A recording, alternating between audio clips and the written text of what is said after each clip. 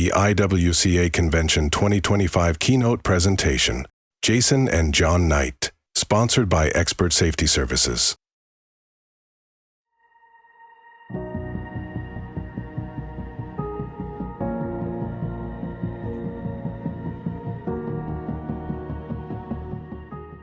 First tonight, a Wiltshire man who survived a huge electric shock while working as a window cleaner is now calling for a change in safety laws to protect others. Jason Knight from Westbury had to be airlifted to hospital after being hit by a 33,000-volt shock in April.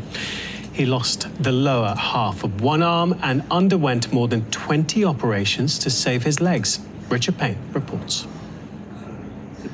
Jason Knight's life and limbs changed forever the day he simply went to clean some windows. His left forearm amputated, both legs shattered and scarred so badly his mobility is severely restricted. All after the extendable pole he was using moved too close to the high voltage cable overhead. The cable actually found a shorter room. It actually jumped about 2 meters to the end of my pole, and then obviously travelled down and through me. You never thought that was possible? No, absolutely not. No, I don't anything. But I think we're all sort of told, don't touch a power line because obviously it's going to electrocute you. 9 times out of 10. But for it to jump 2 meters, you couldn't write it. 33,000 volts had passed through his body, narrowly missed his heart, so powerful it left burn marks on the ground. Jason was using this pole, which is insulated in the lower section, but not on the parts further up. He spent 3 days in a coma and would spend 4 months recovering from surgery to remove damaged nerves and tissues. Now the 35-year-old father of 3 and his own father, himself a window cleaner, are campaigning for better warning signs and fully insulated poles to a British standard. We're appealing to all the window cleaners out there. Check your equipment. Look up, look out for these type of cables. If you see cables and you can't identify them, walk away. Don't do the job. Don't go near them. High voltage can jump and it's lethal, or it will mutilate you. His career over, Jason's focus now is on securing better safety for others. I'm a survivor, and this is my chance to make change, and I will succeed. And I will make sure I will succeed. He believes without change, others will suffer the same fate, or even worse, from an unseen danger. Jason and his father, John, have since been on a mission to share their story and bring safety awareness to window cleaners around the world by reminding them to look up and look out.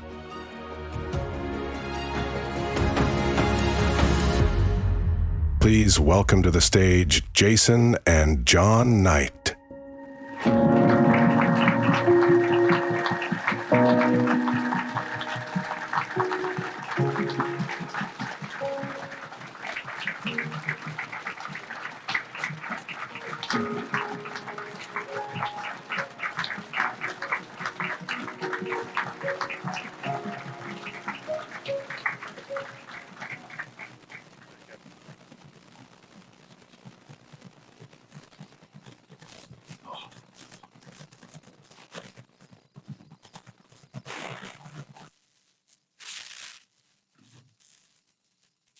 Wow, so many of you. Well, Jason and John, first off, on behalf of the IWCA, I want to thank you so much. They came from England. This is not a short trip for them. Big time change.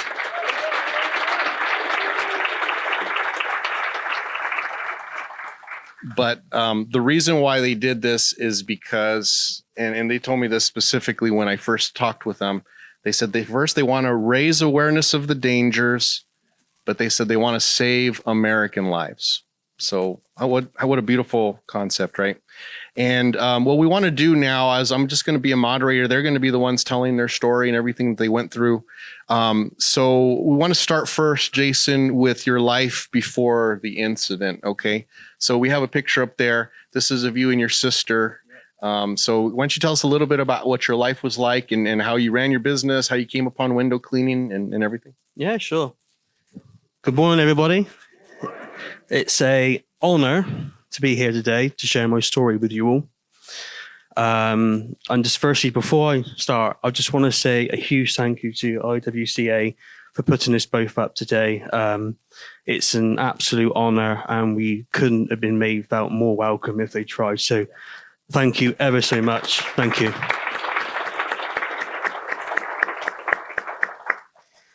So a little bit about me, how it all started for me. Believe it or not, my real trade is a welder fabricator. I did that for around about 12 years, and I grew quite fed up with the industry, and I was given an opportunity to learn window cleaning through my father's business. He has a very big business, basically cleaning new build homes in the UK. So I was given this opportunity to go around and start my window cleaning journey with him.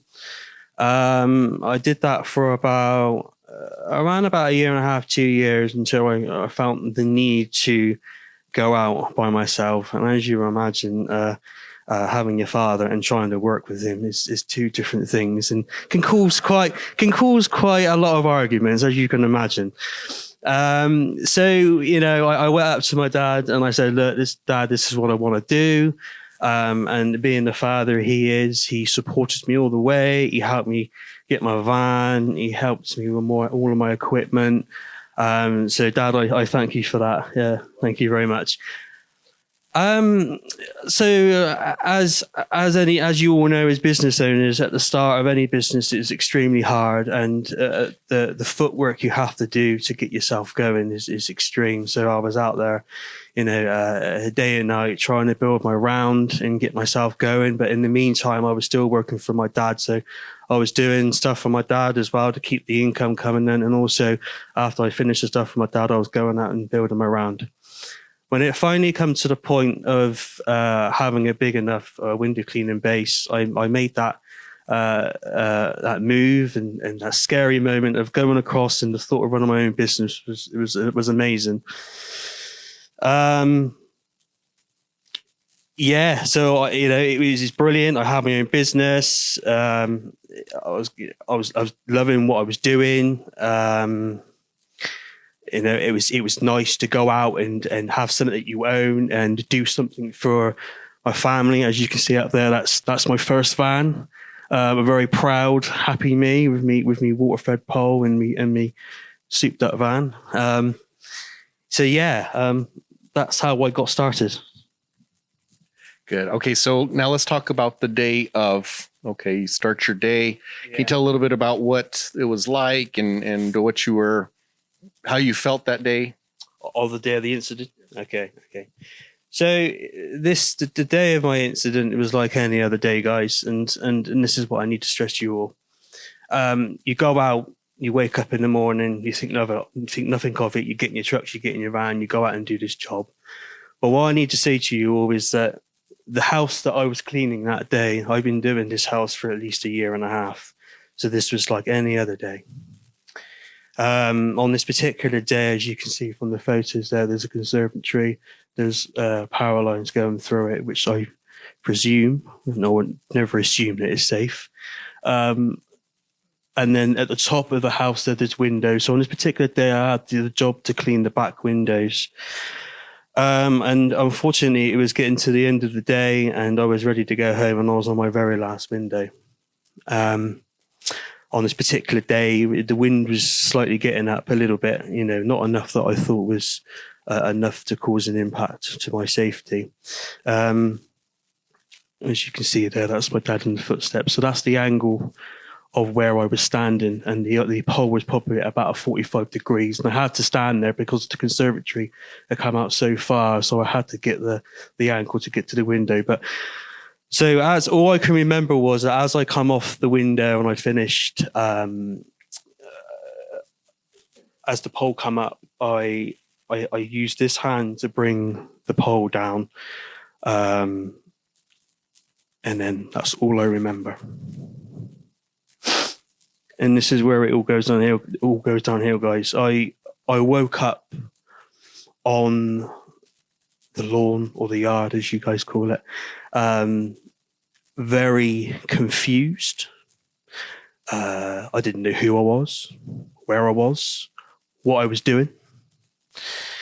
And it took about a good 10 minutes to realise and come around to get my senses that I was there window cleaning, and I slowly tried to get myself up. Didn't fall straight back down again. I was very weak. At this particular time, I was unaware of my injuries and what had happened.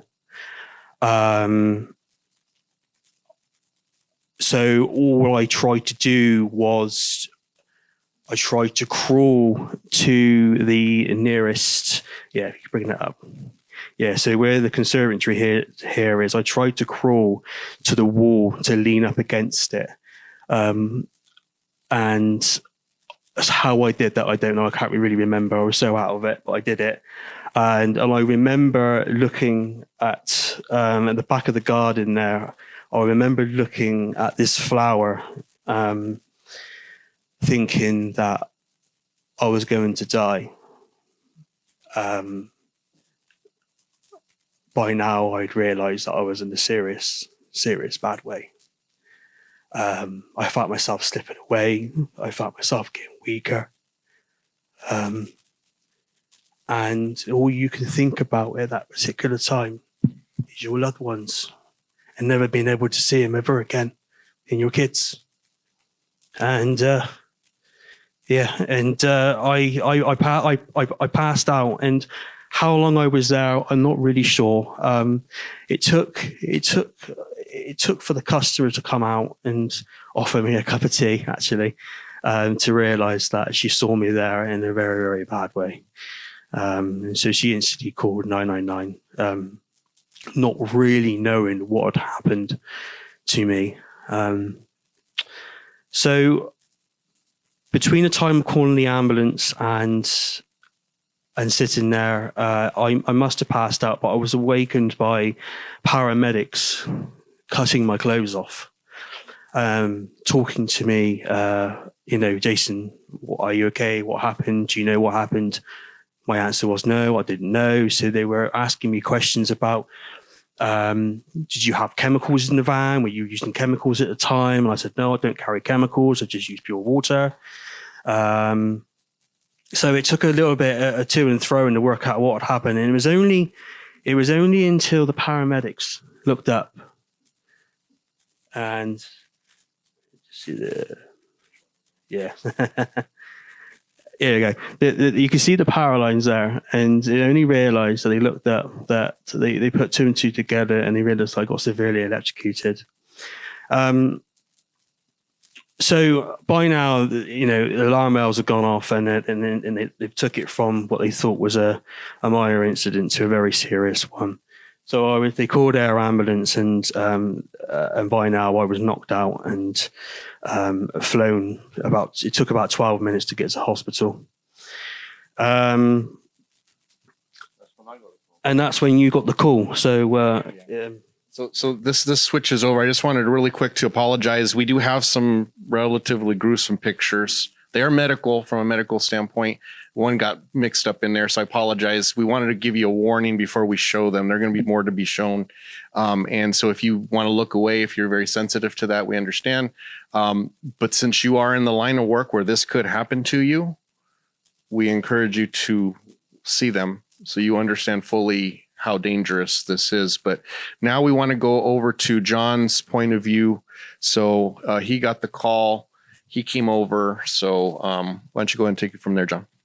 Yeah. Oh, sorry. Okay. Yeah. So we got a call, and we were informed that Jason had been involved in an accident. We initially thought he'd broken a leg. That was what was described to us. Fortunately, from where I live and where the incident took place, it was about 3 or 4 miles. So I was on scene really quickly. As we pulled up at the location, there was 2 ambulances. And at that point, I still wasn't overly worried because sometimes that happens in the UK. It wasn't until I walked down the alleyway where there was access to the property at the rear. There was the air ambulance in the adjoining field. They don't just call out air ambulances for nothing in the UK. It's life-threatening. Your heart misses a beat, and I tried to gain access to where they were working on Jason frantically. There was a doctor, 3 paramedics, and by now they'd put ketamine in him, but they refused to let me in. I was very anxious, very worried, very scared. It was so much. There was a gap in the fence, and so I decided to take a quick peep. What I saw was horrific. His hand was black all up his arm. His face was all burnt down the side of his face. His shoes had been blown off. He had no shoes on or socks. The feet were all black. 2 of the toes looked like they'd disintegrated. And they basically said to me, we've got to get him to Southmead Hospital, which is a specialist burns and plastics hospital in Bristol, which was about a 10-minute flight. And within a whiz, he was gone. He was on his way.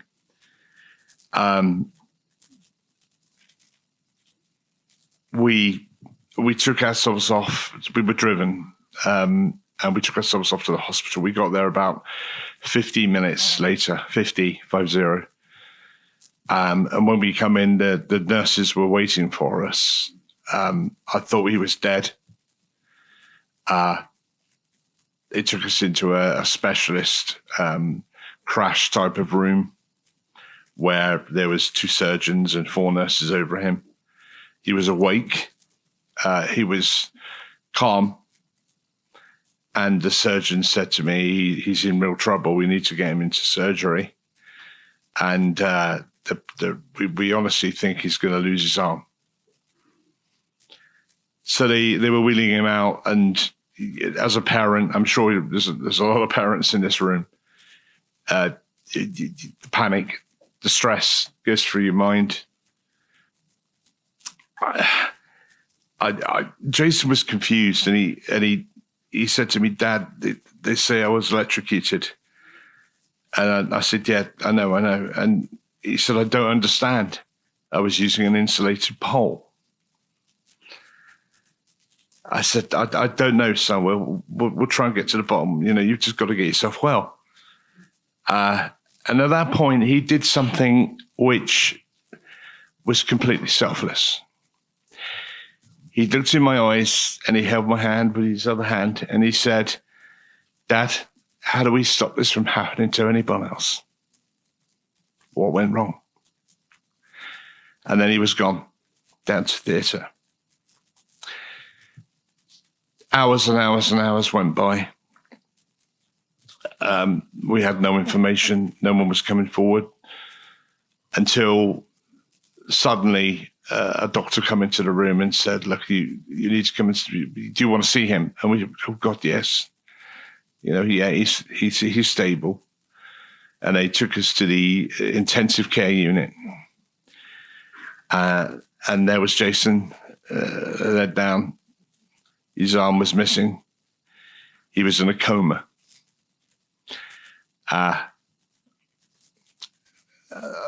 We were all scared, terrified. It was terrible. A tragedy. We were telling all the family. Everyone was in tears. The whole family, immediate family, everyone.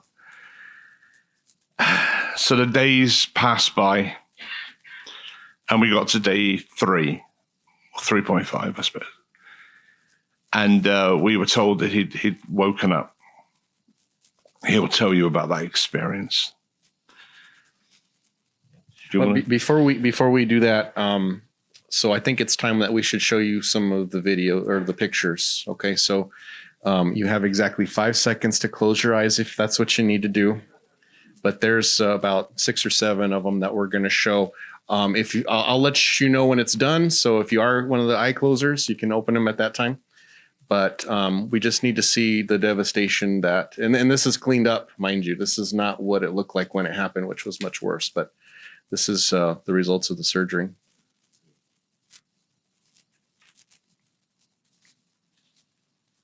That's the after. There we go. Yeah.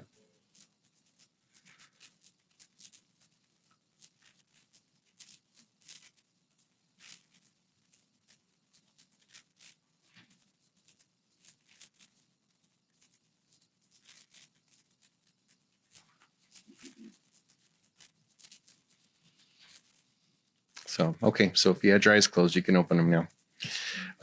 But you can see what they were up against, right? You can see what they were, not only the physical part, but what John was mentioning. I think that's what we can talk about is, the toll on the family, because as window cleaners, sometimes we think, oh, I can get that. I got this, I won't put other people won't take that risk, but I got this, right? We don't think about our family. They're the ones who are going to be suffering with that. So could you talk a little bit about your family situation and what you had to deal with during that time when you were trying to heal? So I'm happily married to Sarah, my wife. We've got we've got 3 girls. We've got twins at 2 years old, and I got that's Amber up there. She's 8 years old. What Gabe was saying is that when something like this happens to you, the amount of pressure it puts on your family around you is obscene. They're the ones that hurt.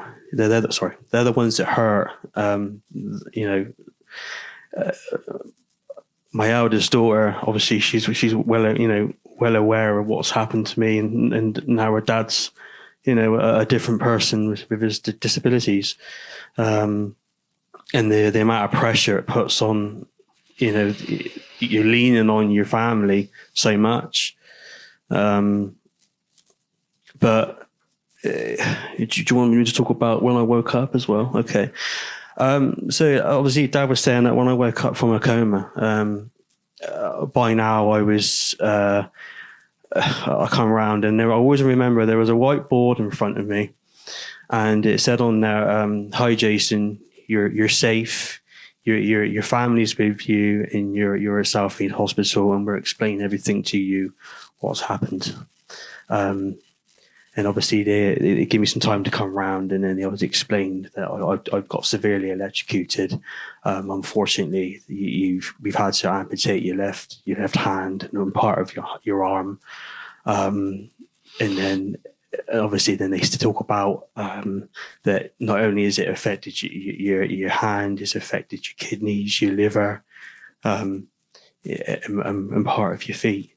And to take that in at that time was extremely difficult, because you're wondering then, well, I have no business anymore. How am I going to support my family? How am I going to provide? You've got all these things going through, and all this extra pressure, who's going to look after me? All these things are going through your head, and it's just something you never really think is ever going to happen to you. You never in your lifetime think it's going to ever happen to you. So it's so hard to explain. It's surreal. You're almost living in a daydream, to be honest. You're almost dreaming. You're wishing that you can wake up and it's all a massive dream. But unfortunately, it wasn't. It's reality of what can happen. Do you want me to talk about a break? Yeah. So when he woke up and while he was in the coma, he was urinating black. His kidneys and liver had taken a jolt, and they showed us the path of the electrocution. So what happened was Jason was holding his water-fed pole, the bottom section, the insulated section. Now, it was I'm going to say it was a gardener pole, okay?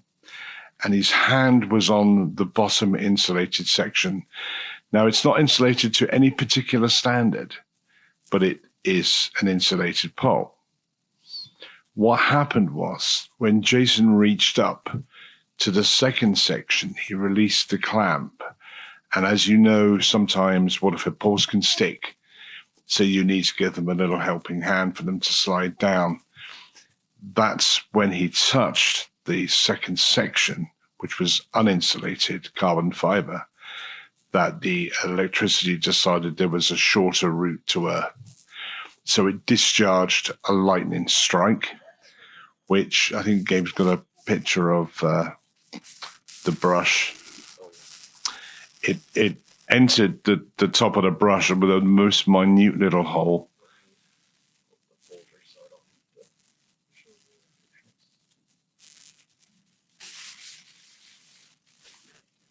There you go. There it is. That's the tiny hole. There. So it entered there, obviously went down the pole, through Jason's left arm and down and through. The path of the electricity just missed his heart by 0.5 inch, millimeters, which saved his life.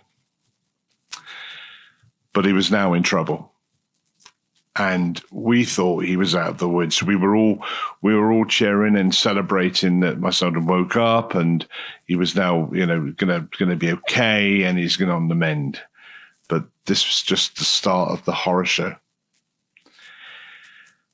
For some reason, the doctors and surgeons they earpicked me and took me out to one side and said, "Well, look, we've got to tell you that he may be dead tomorrow." And I said, "I don't understand. What? He's fine. He's talking to me fine."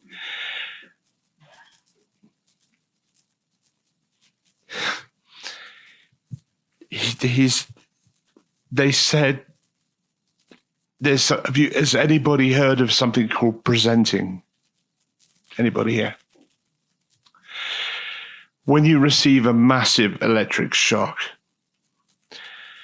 it's like a microwave from the inside out. So your body is irreversibly damaged. Bone, flesh, ligaments, muscles, everything, okay? And the average time for something called presenting is 14 days. So for 14 days, your body or the parts that have suffered the electrocution will die slowly and cause septicemia, and you will no longer be with us.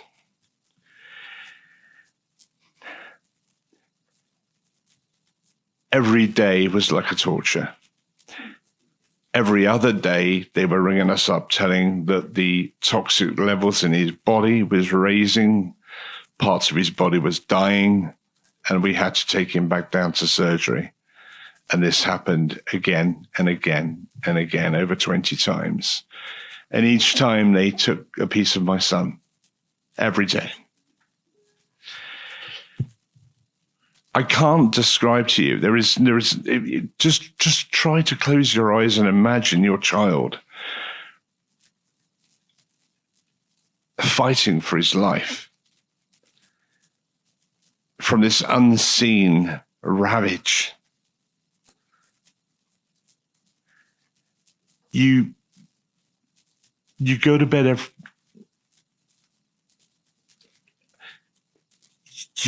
every night. And it's the last thing you think of. You wake up, and it's the first thing you think of. And every hour in between. And if you're distracted, you just get that little bit of respite. You're distracted by something, and you're like, and your mind can just leave that place. And then all of a sudden you come crashing back down again, and then you feel guilty. You feel guilty. How dare you? How dare you take a break? You know, your kid is in that way. So this went on for just under 14 days, and then we had a phone call saying that Jason was in a bad way again. And I think this was around about day 13. And what was happening was his body was now rejecting the anesthetic. They'd operated so many times and so much anesthetic that he's becoming allergic to it. His breathing was slowing. He was having difficulty breathing. They put him on oxygen, and they basically said to me, we're going to have to call it a day here. We're going to have to take the chance. But by this time, Jason will tell you, they'd taken muscles out of his legs, ligaments, half of his left foot, half of his right foot, more toes.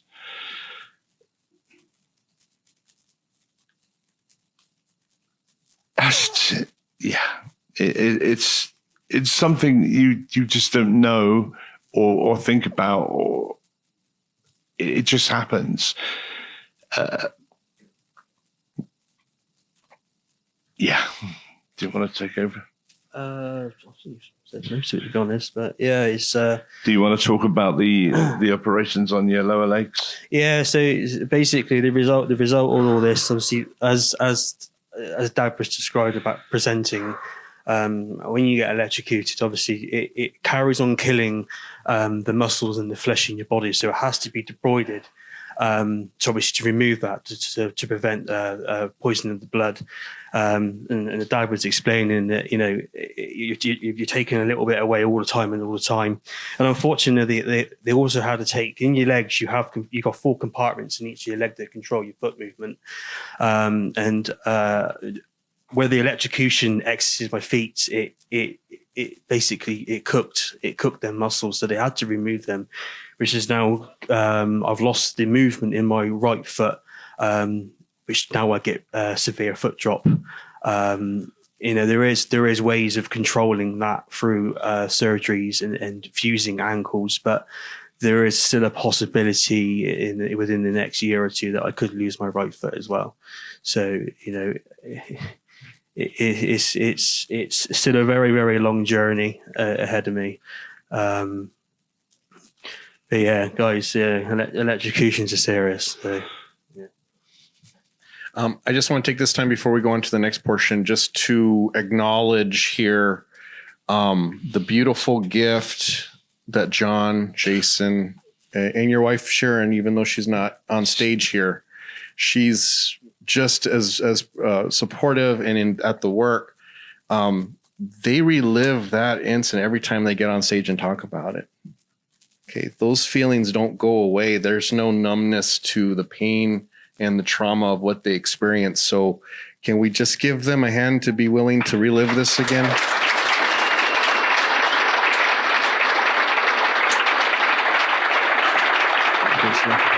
Thank you.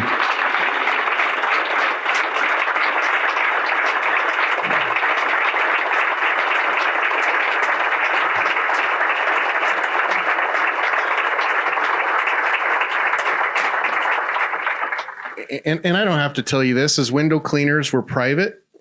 A lot of us are prideful, right? We don't want people to know about mistakes.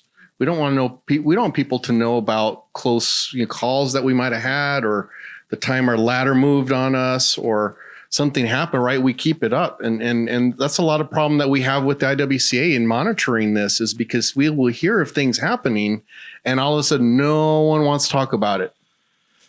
No one wants to say anything. Everyone clams up, right? Because of legal reasons or because of embarrassment or whatever. But what that does is that means that whatever caused that problem, we can't address those issues, right? So the fact that they are so open about what happened and just leaving it all out here is just a beautiful gift that they've given, and their willingness to travel to various organizations in Europe, also here in the United States. And I know they have plans for more. It's just really, really special. So thank you both really for that. So we want to talk now a little bit about the property. So how could this possibly happen? And could you maybe go in a little more detail about that, John? The property was built in the 1980s. In the UK, we have power lines that are owned by Scottish and Southern Power Distribution.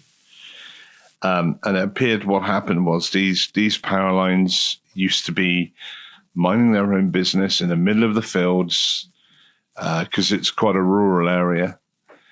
And then a developer come along and decided to build and develop new properties.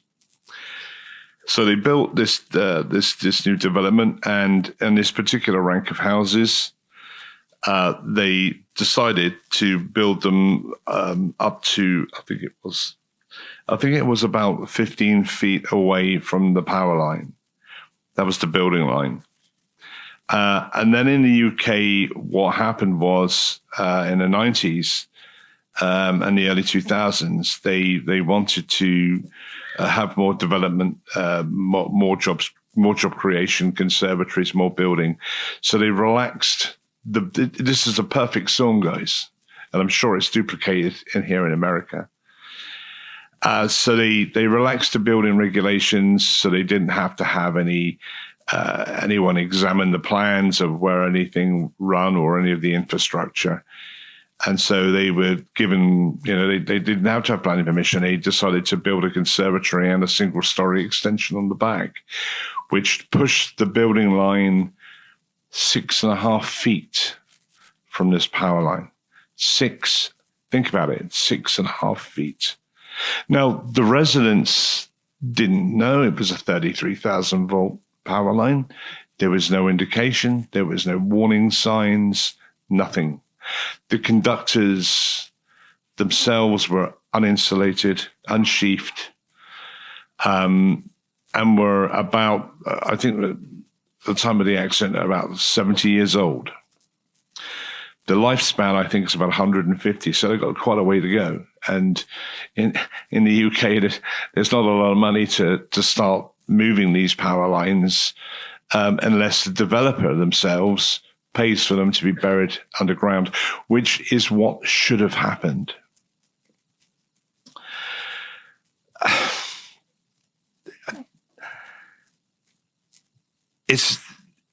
It was a tragedy. It was a perfect storm waiting to happen. I just need a break. I'm sorry. So you can see in the picture here, this is a development issue, right? I mean, look how powerful those 33,000 volts. So they're right there in the residential neighborhood. You see the previous one right below a trampoline, right? So we sorry. So we on the day of the accident, we had a phone call while they were airlifting them. The ambulance guys had a call through from the surgeons at the hospital. They wanted to know what were the voltage of the power lines. We couldn't see any signs, and myself and two other paramedics were frantically running around trying to find a pylon with some identification. 2 houses down, there was a pylon in a back garden, which we managed to gain access to. Again, there was no indication of voltage on the pylon. And so there was an emergency helpline to ring Scottish and Southern Power Distribution. They initially told us the power line was 11,000 volts. And then we had a quick phone call with about 2 minutes later saying, no, we've made a mistake. It's 22,000 volts. So it's okay. And so they relayed that information to the hospital. And just after they'd finished doing that, the phone rang again. And they said, oh, no, we're terribly sorry. We've now identified these power lines and they're 33,000 volts. So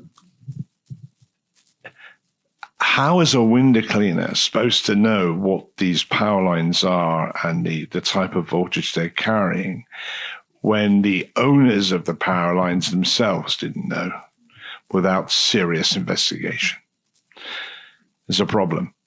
The the people that owned the property that we were in had an Olympic-sized trampoline, aluminium, about 2 meters high, and directly underneath the power line. Now, you can't see any of this from where Jason was cleaning the windows. It was just cables above his head. I told the owner of the magnitude of the power lines, and she went white. I can tell you now that the trampoline is no longer there. It was removed the following day. Scottish and Southern Power Distribution didn't even bother to contact us for a month. They didn't care. They didn't care. The power line apparently come within 2 inches, and it was legal. No investigation, no one's to blame. It's just there, and it's allowed to be there because it has something called grandfather rights. Like I said, multiple failings from the council, from the developer, from Scottish and Southern Power, but it's just glassed over. It's glazed over. It's just another unfortunate accident that has transpired. So the point here is that we don't have any control over what's in our neighbors' yards, right? In our customers' yards. So they have come up with a logo here. Look up and look out. And so if we can have the stickers passed out, we've got some for one for each of you guys here. We encourage you to put these on your water-fed units or by wherever your poles are, just as a reminder that when you get to a site, that should be the first thing. You don't know what you see. Some wires, you may think, oh, they're insulated or they're low or whatever. You don't know. So the point is look up, look out, take the proper precautions, pretend they are the 33,000 volts, right? Treat them as if they are, because you don't want to just get to right where that line is, and then you move 1 centimeter closer and all of a sudden you get an arc, right? And we'll talk a little bit about that. Just going to say something. Guys, these stickers, I'd like you to put them on your tanks or anywhere that you can see them in the morning. We're all quick to get up in the morning and get on with our daily duties, and just let this sticker remind you what happened to me, and hopefully this will save, prevent any of this from happening. I don't want any of this to happen to any of you, So look, when you get to your jobs, just look up, look out, do your risk assessments, and if you're not sure, walk away. It's not worth it, it's not worth it. And find out, you don't have to do it that particular day. Go and find out some more information about these lines, and I tell you, it will save your life. So obviously there's a lot of things we are just glossing over as far as Jason's work and recovery. But Jason, could you now talk a little bit? Okay, so life after the injury. Now you've crossed into the safe zone. Everyone's relatively confident now that you're going to survive this. Now, what was your life like? What were now the things that you're having to deal with as a husband, as as a former business owner? So, a lot of my friends and say to me, how do you feel? And I always say to people, you've got two options now. I can't. What's happened to me is happened. It's in the past. So you can either sit there in a corner and mope about it. And I'm not saying everybody's different, but you can either sit there and mope about it, and you're not going to get you anywhere, or you can accept what's happened to you, and you move on. And I'm here for a reason. I'm here for a reason, and you're alive for a reason. I'm alive for a reason, and it's my mission now to stop this from happening again and prevent this from happening again. But life for me now is just very different. I haven't really thought about it because obviously I'm still healing. I don't try to think too far ahead. I just take every day as it comes. I spend this precious moments I've got now with my family and my friends, and I appreciate that I'm here. And what the future will bring me, I don't know yet, but I'm just glad that I'm here at the minute, to be honest, Gabe. So, yeah. Awesome. So you, there was recovery time, right? You learn how to use your prosthetics. So we can see here some of the special shoes that you have that help you to walk. Yeah. So I'll just talk about my recovery. when you have injuries to this extent, you have to go through a lot of rehab.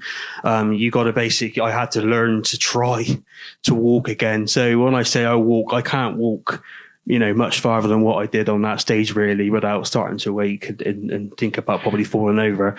So these shoes here, because of the nature and the shape of my feet, they are shaped to help my balance. And as you can see on there's some straps on there which helps prevent the foot drop. That helps, really. Do you want to explain foot drop? Well, basically, I was mentioning about the compartment loss that supports you, the movement of your foot. So, what the surgeons are worried about is if the foot drops, and what can happen is it can freeze in a downward position.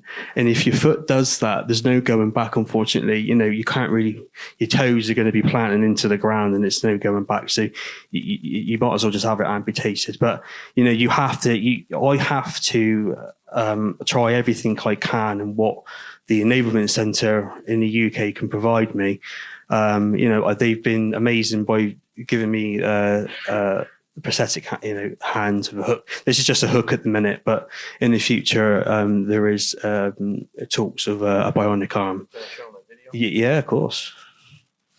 These guys. This is Bristol Enablement Centre in the UK, and these guys. You wouldn't know any of this is out there, but until you need it. And the technology that's available now is mind blowing. This is me. So how this works is this is done by myosignals. So in your arm, when you move your fingers, your muscle contracts.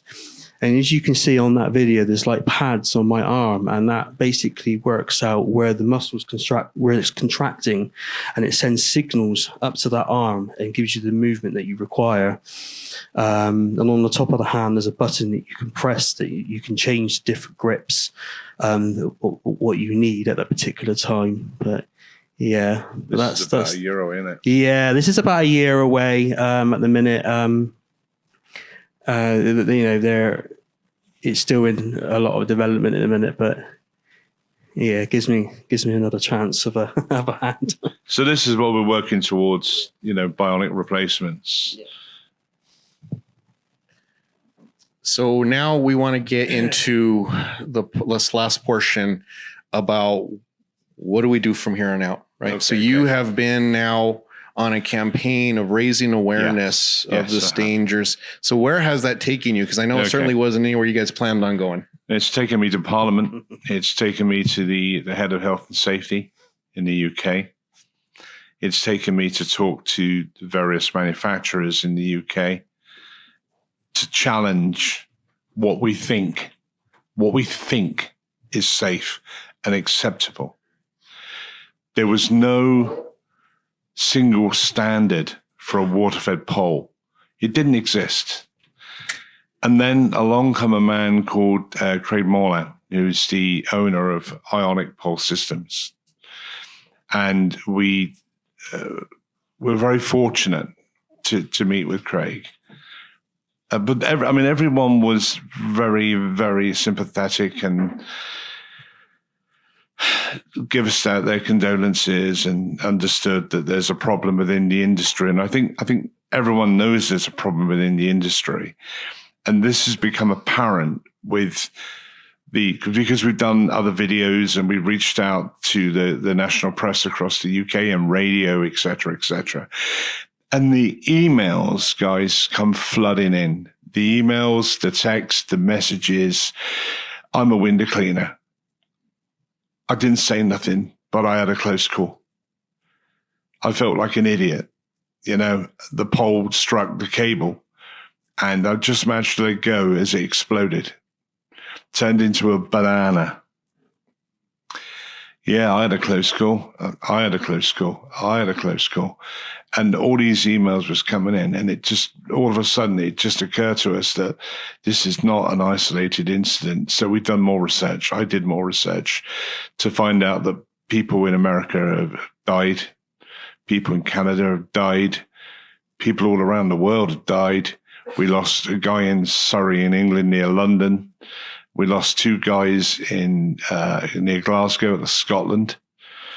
And it's not an isolated incident, you know, and even though these people are dying, it's not enough. There's not enough deaths for the health and safety executive and the government to sort of get involved. It's sort of just under the radar a little bit. And to be honest with you, I have been relentless. When your kid says to you, how do we stop this from happening to anybody else? You don't need any more words. If you imagine your own child saying that to you, all of you in this room, you would do anything for your children. And so my relentless campaign began. Phone call after phone call after phone call, complaining, press, media, raising the awareness over there, putting pressure on people. Some person turned around to me and said, "You're like a gnat at a barbecue. You just won't go away." And I said, "I'm never going to go away. I will never go away until we can change. We must make a change. We must do something. We know there's a problem. We think we've got it sussed. We think we got it sussed with a single handle pole that's insulated, but it's not enough." I went to Craig and we spoke about this, and we both decided that something needed to be done. And I have here the first prototype from Craig of a double insulated pole. So that's the first and the second section, which is insulated to what we call in the UK. We have a standard called British Standards BS 8020. And what that means, it's tools or working tools that may come into contact with overhead power cables. This standard requires testing up to 10,000 volts. I know Craig has a built-in tester at his factory, and he's taken it up to 12 to 12,500 volts successfully. But the BS standard means that we have to do a ratio of 10 to 1. So if you test it at 10,000 volts, you can put 1,000 on it, because that gives you that safety ratio. I had a phone call with Ionics this morning with Craig at 6:30, and he's told me that this particular pole now has been sent to a testing center, and they have tested it to destruction. We're waiting. I was hoping to have the numbers for you here of what the pole took before it blew up. You know, we're hoping to 40 to 50,000 volts. That's what we're aiming for. But as soon as we find out, I will let Gabe and all the people here know about it so he can pass the details on to yourselves. So what does it look like? Well, 8020 means that you have to have a safety orange. Okay, so I'll just quickly open this. Stand up, though. Yeah, oh well. Tell me. Oh, yeah.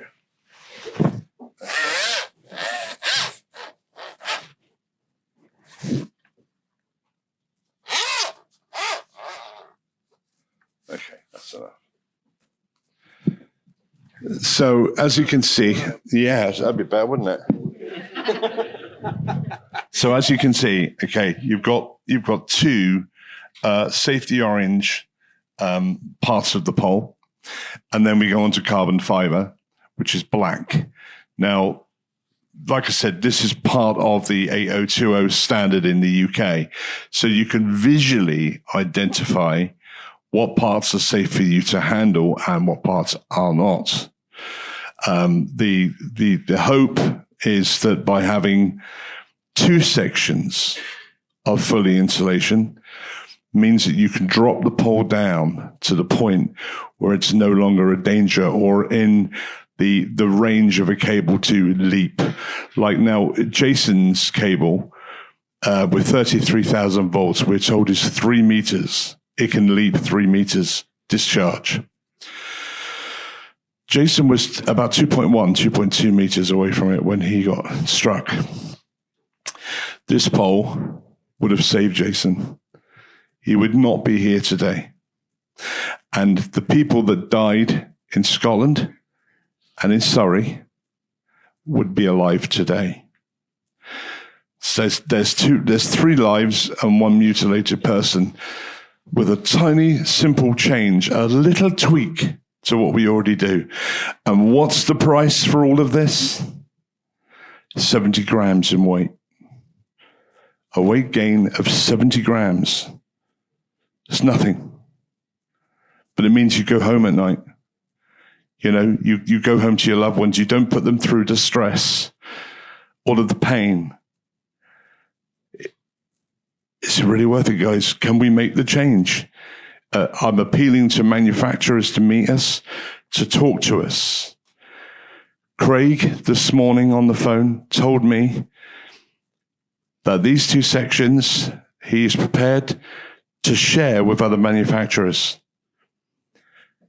to sell them the bottom 2 sections, trade price, unmarked, tested, to get themselves going so they can make the difference. Because all we're trying to do here, all your brothers, all your sisters, is save someone else's life. Who here is sitting here with a number on their forehead? Days are ticking down. What have you got? 200 days left before you get electrocuted? We don't know. I don't know who you are. You don't know who you are. This could potentially save your life. Now, I'm not saying it's going to save everybody. You know, you have seatbelts in cars. Sometimes people don't decide to wear them as a metaphor, you know. But it's 100% improvement in what we've got. And I appeal to all the manufacturers to come and talk to us. Please, we're here. We will talk to any one of you in depth and detail. And like I said, I appeal to any manufacturer that's here to have a meeting with us. Talk to us. What can be done? The industry wants to share. The industry wants to change. I had a phone call from the president of the Federation of Master Window Cleaners before we come here. He said, I don't know how you've done it. He said, but the ship's changing. It's slowly turning, you know. And I've met so many wonderful people here. And like I said, I've spoken to a chap here called Greg, and he told me the story of he had someone that was putting up holiday lights with a pole, 23 years old, I think he said, and sadly he passed away. This would have saved his life. It was exactly the same scenario. Yeah, exactly the same scenario. So I don't know what else to say to you guys. Please, please, please come and talk to us. Raise the awareness. If we can't do nothing else, we're trying to raise the awareness. You know, this technology is available. It can be done. I've been told by Craig, it's cheaper to make this section of the pole than it is to have the carbon fiber section. I don't see why we should wait. How many more lives do we have to lose? How many more people has to be mutilated? Thanks, guys.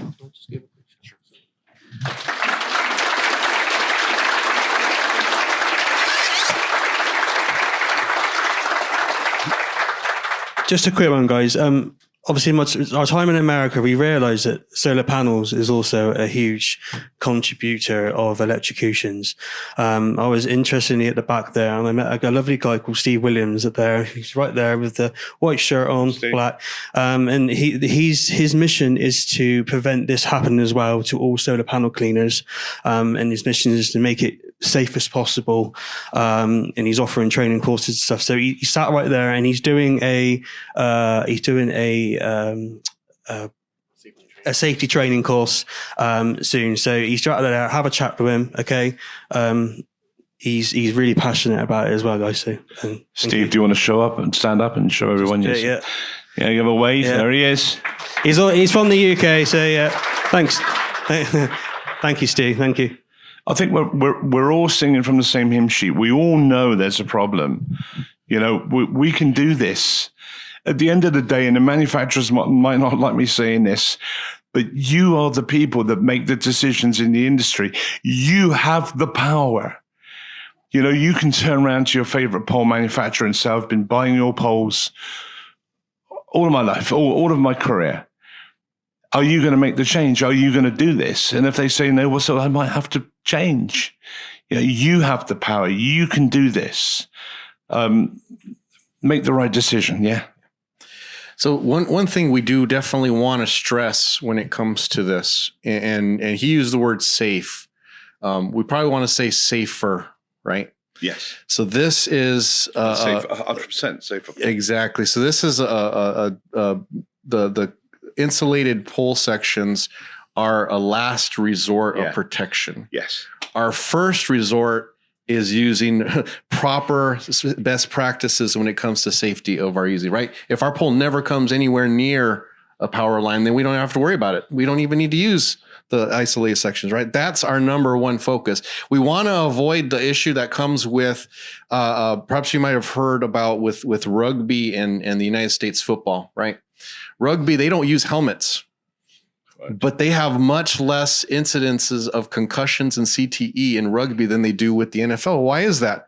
Well, because the football players think because they have this helmet, they can go run and throw themselves and hurt cause head injuries because they think they're protected from the helmet. No, the helmet protects them a little bit, but it doesn't stop it completely, right?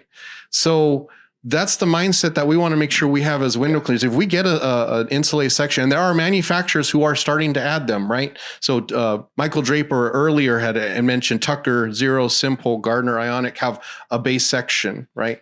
They're asking for more, is what they're more conversation.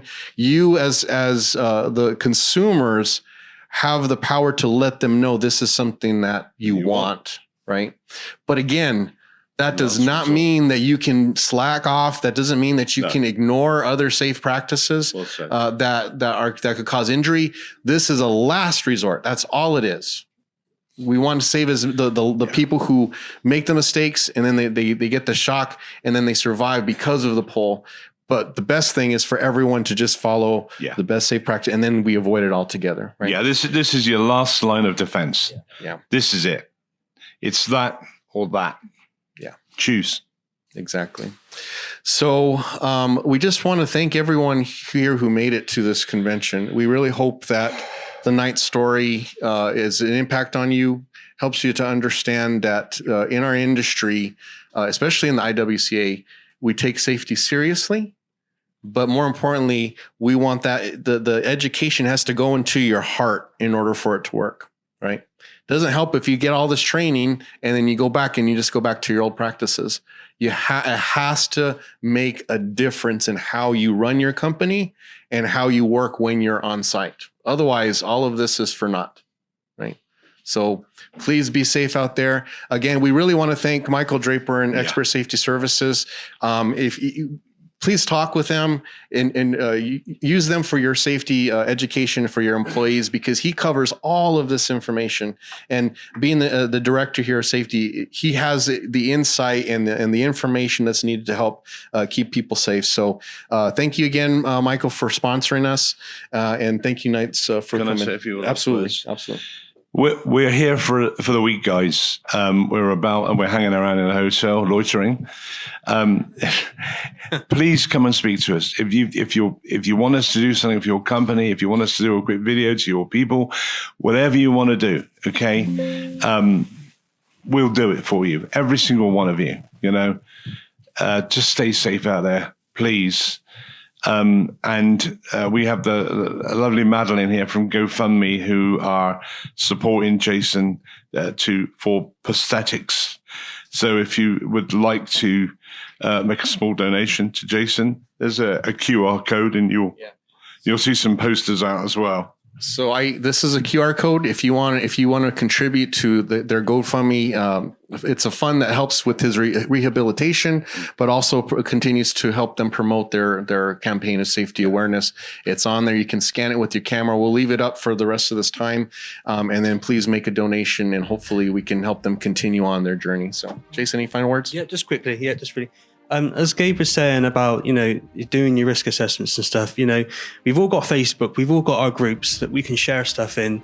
And the one thing I've noticed back in the UK and the impact that I've made is so many people now are taking photos now because they're not sure whether these lines, all these properties that they've been cleaning for years and years are safe now.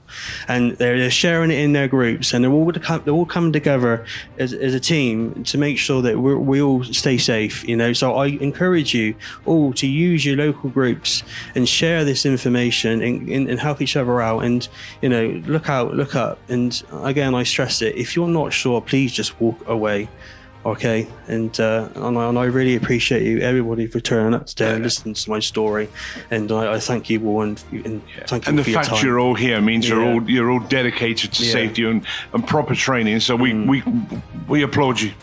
So thank you.